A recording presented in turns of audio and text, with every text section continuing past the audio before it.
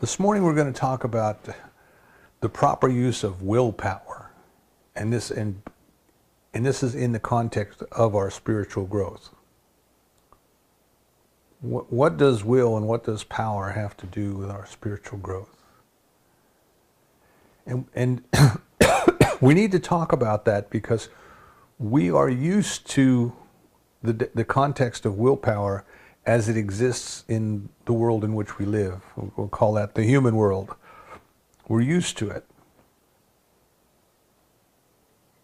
And we begin to awaken to our spirituality while we are in that human experience, while we are identified with the human experience. We think of ourselves as only human. We think of ourselves as a body. We think of ourselves as a brain living in a body, you know. But when we start to awaken to our spirituality, we are still in that human experience and deeply identified with that human experience. And we try to do the things that worked for us and still work for us in the world in order to move to the different world, to the other world, to the spiritual world. We're kind of stuck in this, I am in the world but not of the world. But our awakening is more like, I'm in the world, I hear the words that I'm not of the world, but I'm not exactly sure what they mean. I'm not exactly sure how to get there. So I'll do the things that I did to help me be successful up until this point. I'll continue to do those things, and that will help me move forward. And what we find is that is counterproductive. We're told in the New Testament, we're told you can't put new wine in old skins. Right? Some things are so new, so different, so radical that the old ways no longer work. We have to be willing to abandon or surrender or let go of our old ways of thinking, of our old ways of acting, of our old ways of believing, in order to make way, in order to give way for that which is already there, our spiritual nature, that which is already trying to express through us, that which is in fact expressing through us according to our understanding of it. And I know that's a mouthful. I know that we just covered about a year's worth of material there. But we have to come back to this idea that we identify with the human experience. We start to become aware of another aspect of our nature, which is actually the truer aspect of our nature. And we try to do the things that human beings do in order to discover more of our spirituality. And it's counterproductive. It doesn't work. It's like trying to struggle really hard to relax. You know? Trying to force your mind to quiet down, and when your mind is running at 100 miles an hour. There's just some things that are absolutely counterproductive. So let's talk about willpower a little bit in the human sense of the word. Let's talk about will in a divine sense of the word, and then let's talk about this journey that we're on, this journey of self-discovery that we are on. And that's self with a capital S, the self being the divine. And we're all on this journey of discovering more of God, more of divine love, more of nature, more of the Tao, whatever we call it. We're discovering more of it. Remember, the term doesn't matter to it, what we call it, because it is beyond words. I like to say before words, but the Hindu scriptures say that which is beyond words, but from which words come. Before we even start to formulate an idea or a concept, it is there. It is that which is formulating the idea. It is that which causes us to think. It is that which causes us to seek it. Dr. Holmes tells us that which we are seeking has caused us to seek. Augustine tells us we wouldn't have the desire to pray if God had not first put it in our heart. There is something within us that knows to seek. There's something within us that knows that there's more. We talked about that last time when we talked about satisfaction and fulfillment. There's something within us that is seeking to fulfill itself through us, and that motivates us. Now, in the human in the human context, willpower is to me, it's an idiom. You know, it's two words that you put together that mean something different than it would seem. So we'll go back to the definition of will, and the simplest definition that I want to work with today is the ability to choose, to decide. You and I have the ability to choose and the ability to decide. Religious texts tell us that we've been given free will, or freedom of the will, and that means we can choose as we wish. You know, you can go to the store and look at a bicycle, for example. You can choose a red one or a blue one or any of the colors that they have. If you don't like what they have there, you can go someplace else. You can choose. So think of will more as volition, the ability to decide, the ability to choose. And then you have power, and power is a force. Power is making something happen. And we put those terms together, and what we typically think of as willpower is effort, is struggle, is mental struggle. It is making things happen by sheer force of your will. Now, that doesn't mean there's not a physical action associated with it, but there's this element of struggle involved. There's this element of, I have to work hard. I have to make this happen. You know, I was thinking of Irene Cara's song, "Take your passion and make it happen." You got to make it happen, you know. And if we look at our culture, we look at our society, we could almost say that it worships the struggle. It worships busyness. It worships things that are hard. I just turned on the TV this morning, and there was a story about an athlete who became injured and fought back and worked against all odds and struggled, and the doctors said she would never walk again, these kind of things.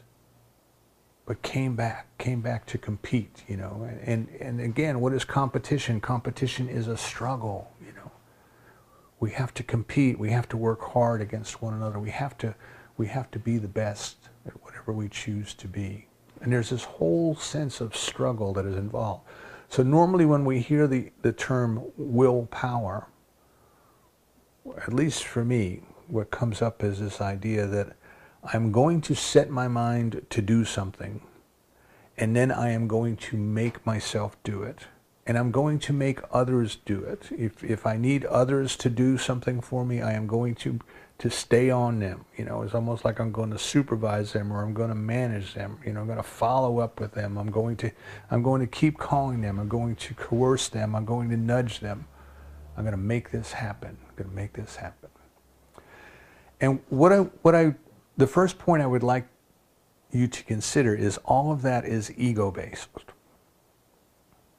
All of that comes from this ego identification of who and what I am, and it comes from gratifying the ego. It comes from satisfying the ego.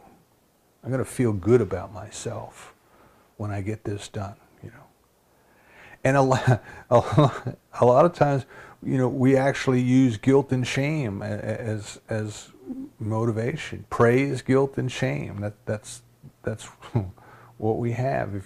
If you do what pleases the people who are in power above you, the people in authority, they'll praise you, and if you don't, they'll guilt you or they'll shame you. And then we carry that over into our personal lives, and we even try to use that to motivate our own behavior. You know, if you want to change a habit, well, if you do well, give yourself a reward, and if you don't, give yourself a punishment. And all of these things kind of continue on. You can see them continuing on through our lives.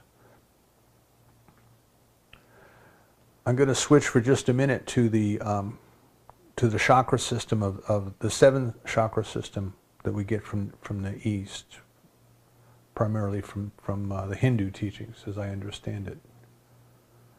Now, consider what I'm talking about as a chakra is kind of where your energy is centered. Where your energy is centered.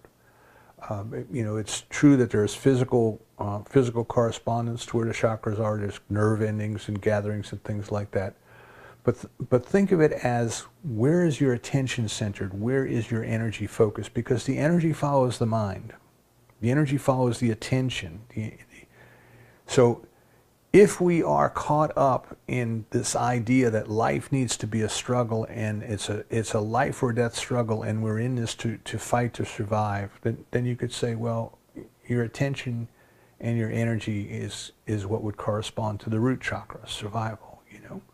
If it's all about, you know, growing and expanding and those kind of things, you might say it's in the 2nd chakra. And if it's all about dominance and willpower, then it's in the 3rd. But it's not until we get to the heart center, that we really start to enter the spiritual realm. This is when we start to begin our awakening from the aspects of being human, to starting to get this glimpse that there's more. So that's kind of a bottom-up view. And then we look from the top-down view. And I don't know if you've ever been involved in like budgeting activities when we were in business, and you had budgeting activities.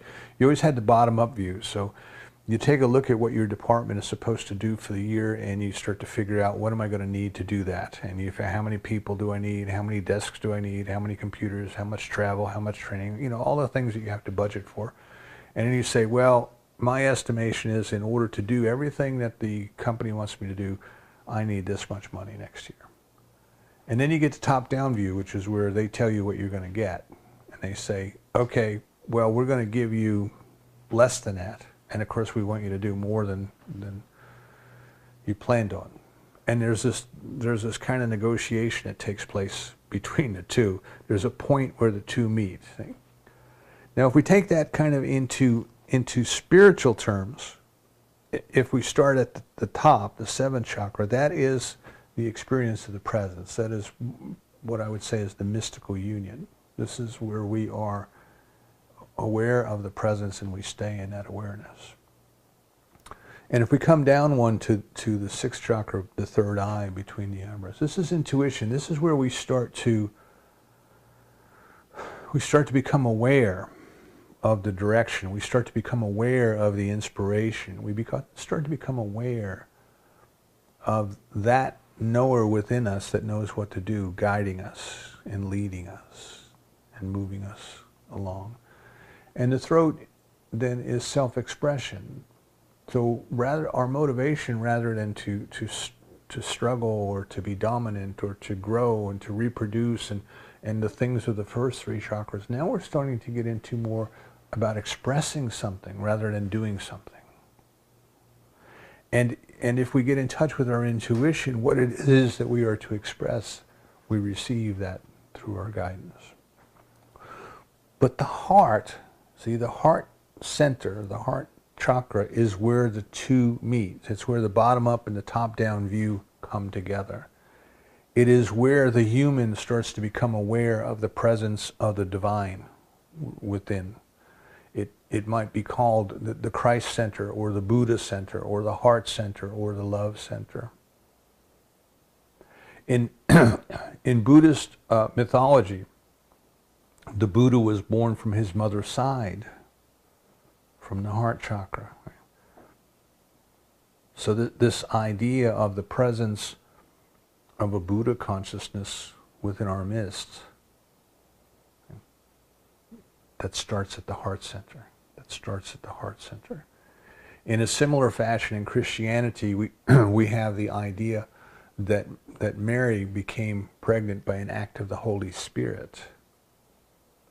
And if you look at the symbol of the cross intersects at the heart.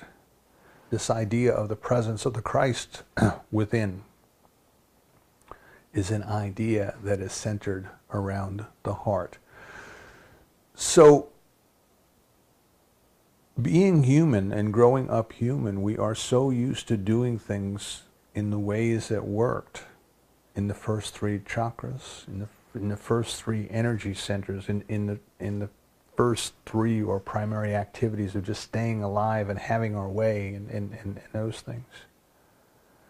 That when we start to become aware of the spirit within, we start to become aware that we are more than the flesh, we are more than the bones, we are more than we're more than the thoughts that pass in front of our consciousness. And we start to become aware of that, then we start to think, well, what do I have to do? See, spiritual realization then becomes a goal to be attained. It becomes something that we have to have. It becomes something that we're going to set our minds to, and we're going to make it happen. We start to think about all the things that we have to do in order to make it happen. And this is caught up. This is where we get caught up in struggle. And many religions will tell us, well, there's certain things that you have to do. You have to change your behavior. You have to stop doing these things that are bad, and you have to start doing these things that are good. And that is true. We will stop doing the things that are bad for our spiritual growth. We will start doing more of the things that are good for our spiritual growth. But just doing the good things doesn't make us grow, you see.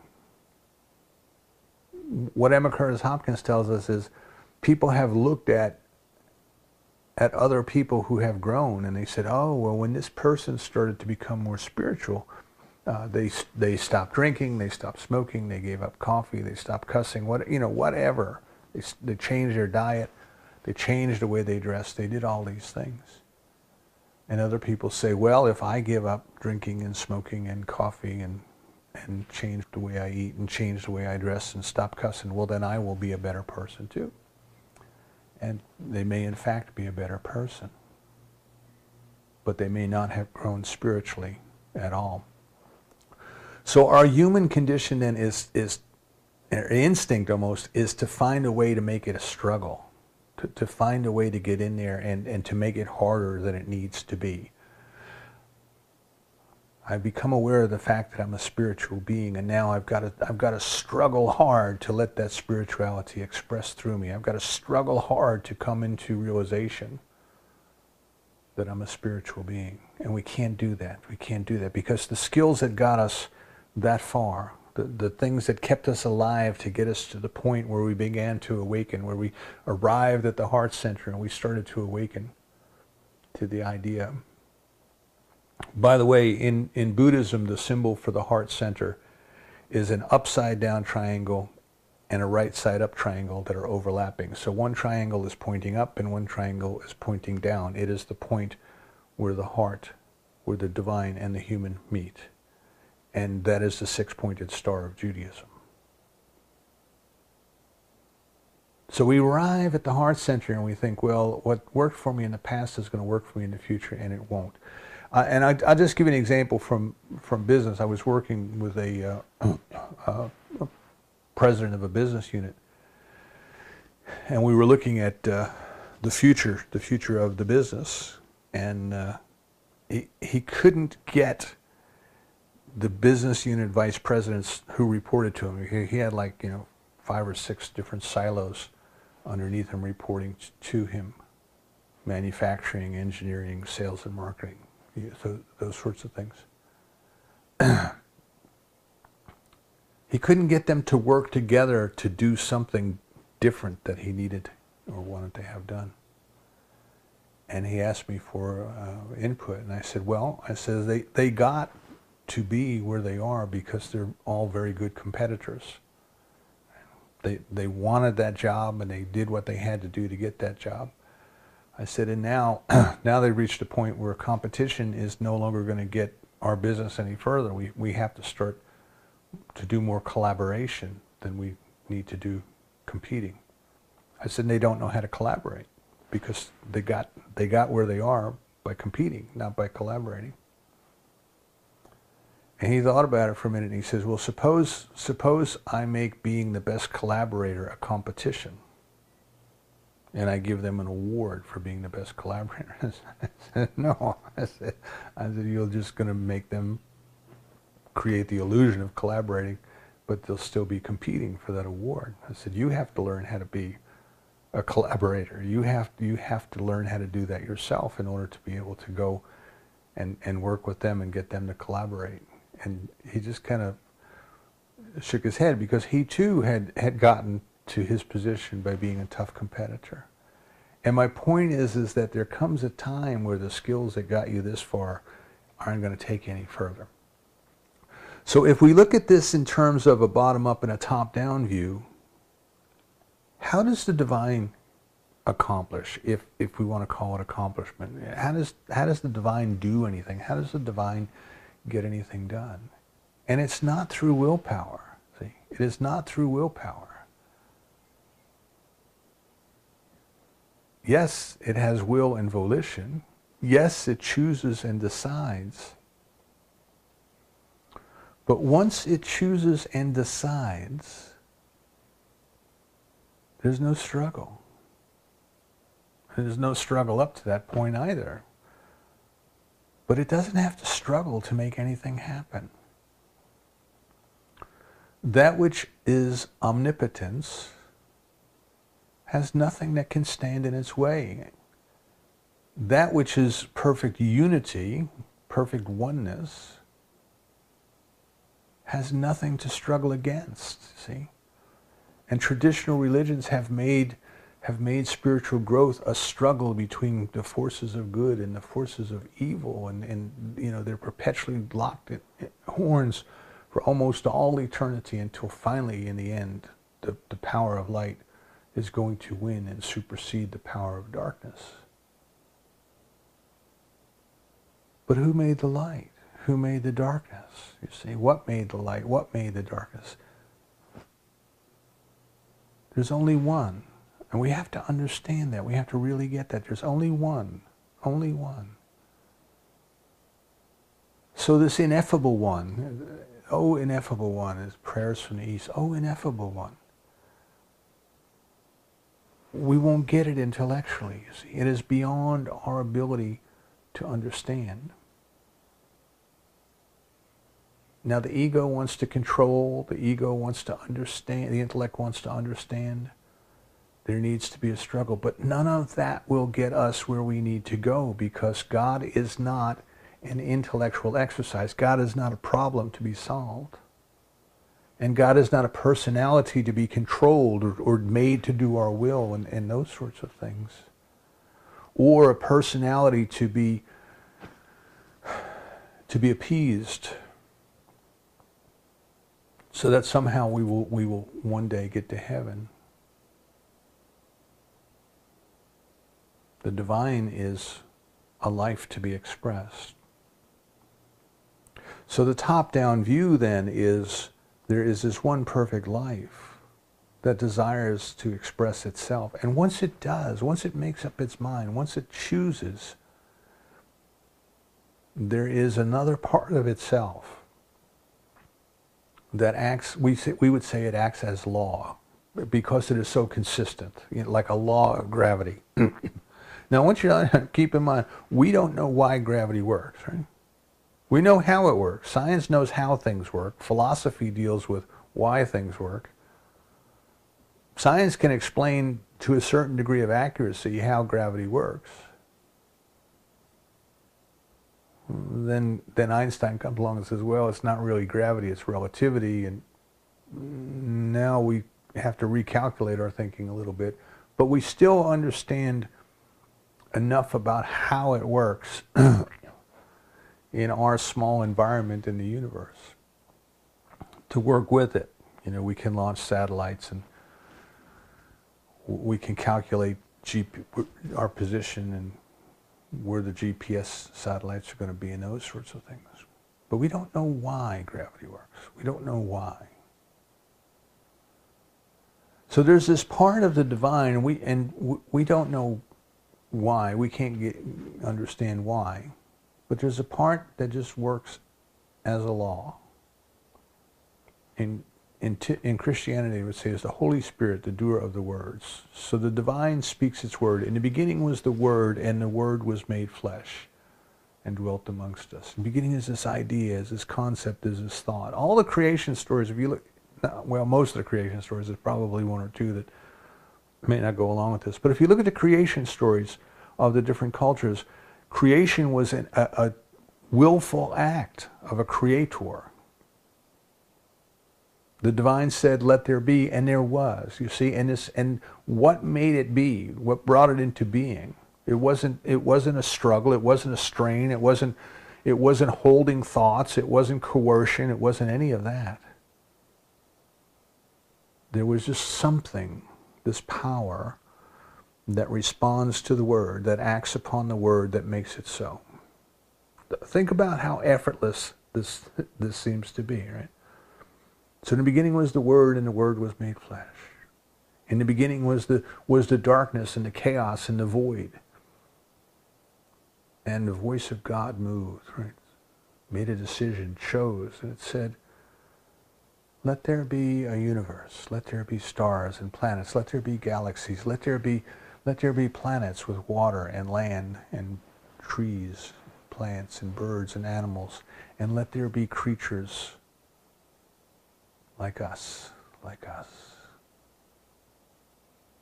And there was, you see, there was. Now there was a lot of activity, right? Energy became matter, and the matter was hot, and you know, stars exploding and all those things. There was a lot of activity, but there's a difference between activity and struggle. Struggle seems to mean there's a mental effort, right? Activity is happening. It is happening. Okay? Your heart is beating right now. Your lungs are moving right now. There's activity. But in general, unless there's something wrong with us, there's not a struggle. There's not a struggle. So the way that the divine works, the top-down way, is it uses will and volition to decide what it will have. And then it happens. Then there is something that acts upon that makes it so. And as we start to come into our heart, and as we start to come into our spiritual awakening, we eventually come to realize that we cannot use willpower, struggle, coercion, holding thoughts, or all those things in order to grow more into awareness of that which is already there, which is our spiritual nature. What we must do is surrender unto it. We must surrender unto it. Right? The yoke is sweet, the burden is light. I of my own self can do nothing, but it is the Spirit within that does the works. So, what is the most important thing then as we are about to enter into a deeper experience of our spiritual nature? And the first thing is our intention, our awareness. Right? Remember I said where our intention is, where our awareness is, that's where our energy is. So if we focus all of our energy on, our attention on survival, that's where our energy is. So now we want to start to focus consciously, mindfully, we want to start to focus on spirituality, our spiritual nature. We don't need to struggle. We don't need to fight. We don't need to force ourselves to a certain diet or certain dress or those things. As we grow, what we need to let go of, we let go of. We let go of it easily because we're ready to move forward. There's an anecdote about William Penn, who was the colonial governor of Pennsylvania, and a Quaker, a pacifist. And as governor, his official uniform required him to wear a sword. And this disturbed him because he was a pacifist. He was against war, and yet he had to wear a sword. And he asked one of the elders of his congregation, he said, "What should I do about this?" And the elder said to him, "Wear it until you can't wear it anymore. Wear it until you can't wear it anymore." We grow out of old ways. We grow out of old behaviors. We let go of those things that keep us back from our spiritual growth, because what has happened is now all of our attention is on our spiritual growth. All of our attention is on our desire. My only desire is to know thee more completely, right? As Aquinas said, or Augustine, I'm sorry. I ask nothing of thee, not even thy love. I only want thee. All I want this day is a greater experience of God. All I want this day is to know by experience more fully the presence and the activity of God. That's all. That's all. That's my will. That's my choice. And I don't have to force that to happen. I just need to remain mindful of it. Remain mindful of it. This is mindfulness meditation. This is being in the moment. This is being aware of what's going on. Being aware of where our energy is centered. I watched a little piece on a morning TV program, and they brought in someone, I don't know whether it was a psychologist or who it was, but they were giving advice on how parents can help teenagers break their addictions to their smartphones. You know,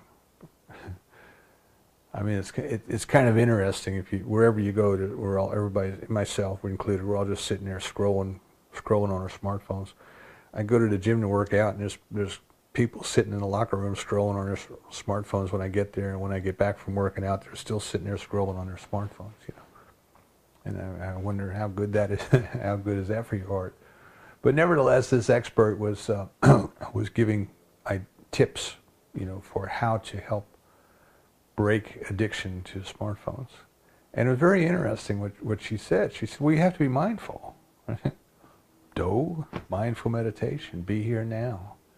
She said, you have to be mindful. She said, if you pick up your phone, ask yourself, why did I choose to pick up that phone? Is this really what I want to be doing right now? Is this really helping me? And she said, most of the time you say, no, I picked it up out of habit. Well, the same applies to everything. The same applies to our spiritual growth. What are you doing right now? Why are you doing it? Is this what I choose to do? Is this what I really want to do? Am I doing it out of habit? Am I doing it out of compulsion? Am I doing it because somebody expects me to do it? Why am I really doing this? And if it's something that we ought to do, you know, am I doing it with love? Am I doing it from my heart?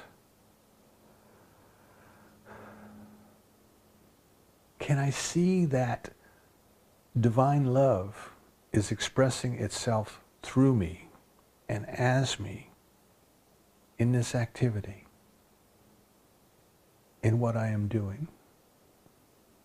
And that's a totally different attitude than doing something because we think we ought to do it so it gives us good merits. Okay? Good merits. I met someone who spent over 20 years in a charitable organization doing good works.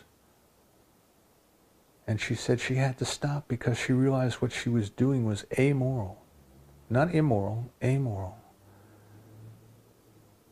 She was doing it because she thought by doing these good works that somehow she was getting credit. She was moving out of humanity into spirituality. And instead she had just been applying her human techniques to her spiritual growth. She realized that she needed to be doing things simply because That was the way love expressed through her. Not because she felt like she ought to or she had to, but because it was what she chose to do. She chose to let God's love flow through her that way. She eventually got back into charitable works again in a different organization. But she had to go through that reset, kind of like a midlife crisis sort of thing. She had to go through that reset. Am I doing this with love? It's a very, very simple question we can ask ourselves. Am I doing this with love? And what do I mean by love? Are we doing this with the experience of unity?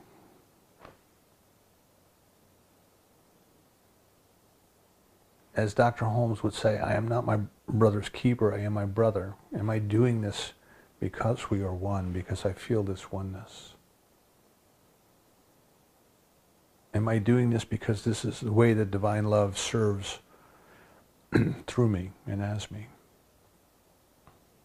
And can I surrender to that? So what I'm suggesting is be aware, be mindful, just like learning how to not constantly look at your cell phone all the time. What we're doing is we're learning how not to do everything in the old human way again, which, by the way, is a lot of fun sometimes, and we want to do it the old way just because we were so darn good at it and it was fun, you know. But that's not why we're here anymore. That's not what we're here for. Okay? We've come to this point to collaborate with the divine within us. We come to this point to realize that our heart center is where the top-down view of spirit trying to express itself through us, and then the bottom-up view of a human us comes together.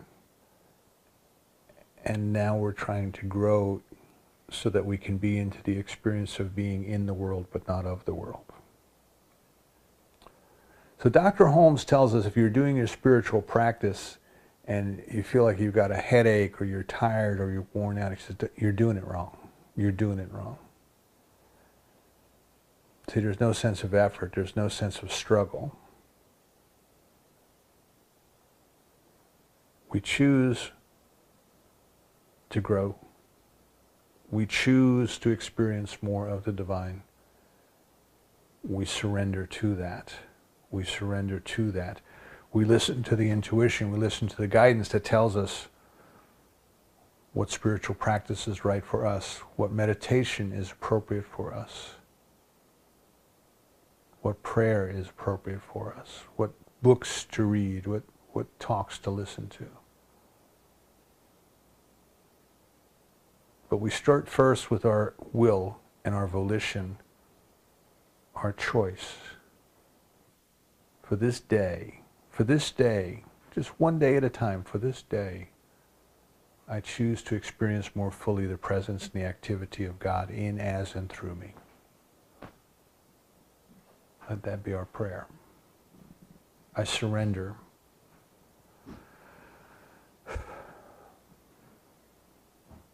We're not smart enough to know God intellectually. It's impossible.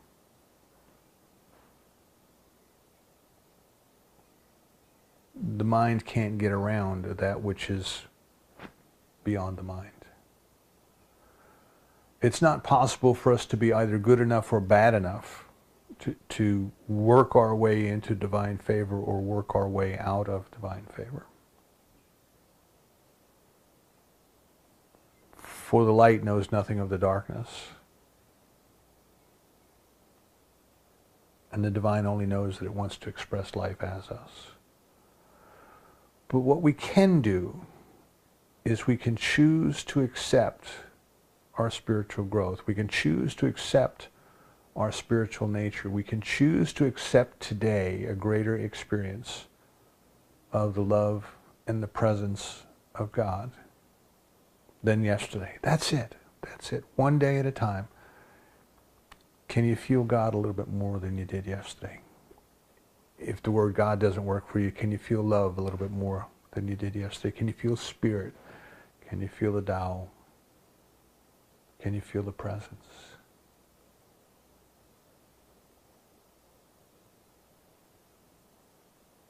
If there's some place or some person or some situation where you can feel that more fully, more completely, make yourself available to it. Maybe it's sitting in meditation with a candle and some incense burning. Maybe it's sitting at the seashore or the lake. Maybe it's sitting out in the forest listening to the creatures. Maybe it's sitting with your beloved, sitting with your pets. What is it that you are engaged in when you feel that presence? Avail yourself to it. So if you feel there's any sense of struggle concerning your spiritual growth, back up, back up. You're doing it wrong. You're doing it wrong. Choose what you wish to experience, a greater experience of God. Understand that there's an intelligence in the universe that knows how to do that, and it created you for that very purpose. So rather than trying to tell it its business, which we're not smart enough to do, rather than trying to force it to do it our way, which is going to limit it, let's surrender to it. Let's surrender. Thy will be done. Thy will be done. On earth, in the physical, as it is in heaven, in our thoughts, in our minds, in our subconscious.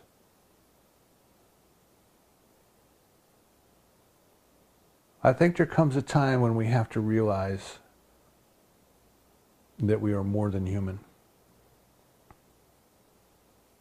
And then we have to realize how to experience more of the spiritual. That's the heart. And love. Love is the starting place. So let's open up our hearts. Let's open up our hearts to love. Let's surrender to the will of God for us, which we know can only be good. The will of the divine love for us can only be good.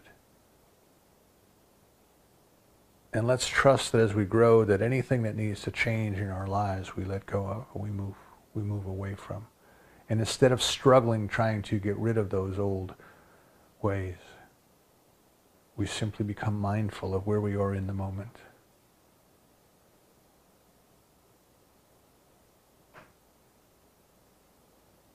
We turn our eyes to the divine love. We turn our attention to the divine love, and we let that guide us. And that is the way that we grow, and so it is. So let's come together then in a closing treatment. And again, it's for acceptance. We understand that there's one life. We call it God, we call it love, we call it the divine, we call it the presence. Doesn't matter what we call it. It is beyond words. But it has created us for the purpose of discovering its presence right here where we are. Its omnipresence in us, at us, around us, and through us.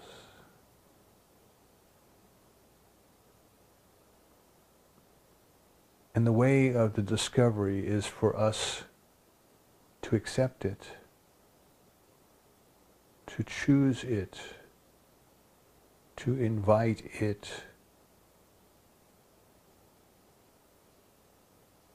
to teach us what we need to know, to lead us to do what we ought to do, to guide us in whatever way we need to be guided. And we surrender unto it. Today, divine love leads the way. Today we follow our heart. Today we recognize that everything we do this day is for the highest good of all concerned. We release and let go of every and any idea in our consciousness that wants to go back to the old ways.